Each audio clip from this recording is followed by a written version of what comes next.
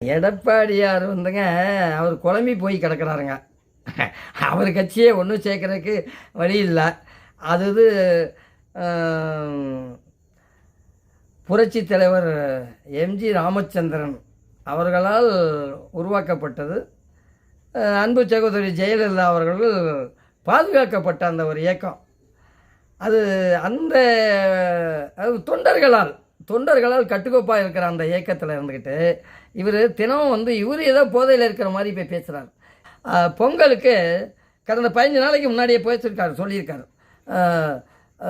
தமிழ்நாடு அரசு மு.க. ஸ்டாலின் அவர்கள் கடந்த 2-3 ஆண்டுகளாக பொங்கல் தொகுப்பு தொகை முறையாக கொடுக்காதனால இந்த தடவை 5000 ரூபா கொடுக்கணும்னு எடப்பாடியார் அவர் வாயை திறந்து பழனிசாமி அவர்கள் சொன்னார்.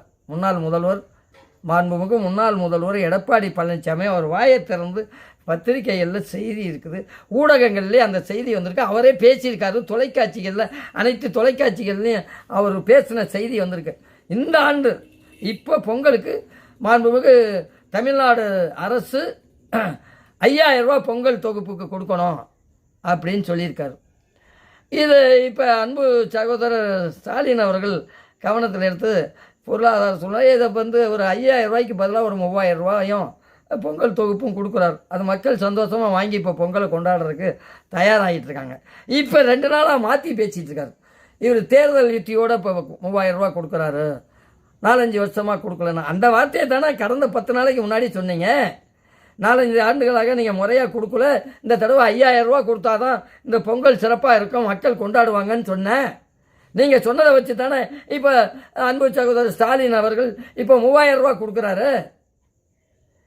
அப்புறம் 3000 ரூபா கொடுக்கும்பொழுது நீ அதில் சொல்ல இதில் சொட்டேன்னு சொல்லி இது தேர்தல் யுத்தியோடன. அப்போ நீ எந்த யுத்தியோட சொன்ன? நீ சொன்னதை தானே இப்போ அவர் செய்கிறாரு. அரசியல்வாதிகள் எப்படி வேணாலும் மாற்றி மாற்றி பேசிகிட்டு இருக்காங்கங்கிறத இந்த நேரத்தில் தமிழக விவசாயிகள் சங்கத்தினால பதிவு பண்ணுறாங்க. இது பொழுதுபோக்காக சொல்லலை. அரசியல்வாதிகள் அவங்கவுங்க சூழ்நிலைக்கு தக்கவாறு மாற்றி மாற்றி எதையாச்சும் பேசி மக்களை குழப்பிட்டு இருக்காங்க. மக்கள் சந்தோஷமாக 3000 ரூபா கொடுக்குறத வாங்கிட்டு அவங்க அரிசி பருப்பு கொடுக்குறத கரும்பை கொடுக்குறத வாங்கிட்டு இருக்காங்க.